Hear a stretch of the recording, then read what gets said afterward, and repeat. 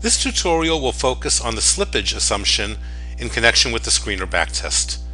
Now, the definition of slippage is the difference between the share price that you expect to receive and the share price that you actually receive.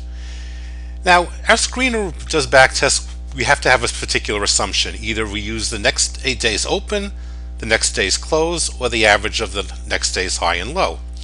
Is it reasonable to assume that we'll actually execute at that price? Now, if we're trading daily, that could be a tough assumption.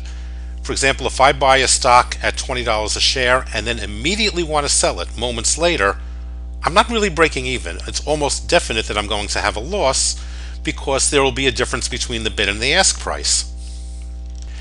On the other hand, if I pay for $20 for a stock today, that I assume is the next open, that's where the database indicates I'm paying. If I want to sell it 4 weeks later, will slippage be as relevant? There it's arguable that slippage will not be relevant. The next day's open in a week, month hence may be as good a guess as to the execution price as any other.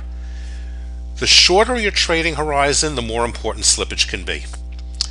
Now let's just see how this affects the screen. This is the results of a value screen backtest that we've done in connection with other tutorials. And we can see there was a 4-month backtest. A $100 assumed initial investment grew to 129.6. Again, we're running this daily, and I'm going to change the slippage assumption from 0 to 0.5%, and I'm going to rerun the backtest. And we see right here that the result is now 100 grew to 127.2.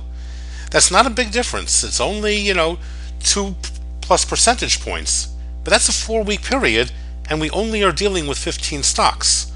So depending on how long you're holding, how long your portfolio test period is going to be, and depending on how many positions you're willing to hold, your slippage assumption can be very important. So be thoughtful about this.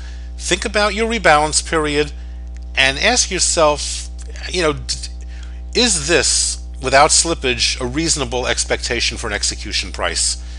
If you're in a daily or weekly, you probably should have slippage somewhere above 0. And when you're running your screens, you'll find the default will be 0.5%. This concludes our tutorial on slippage.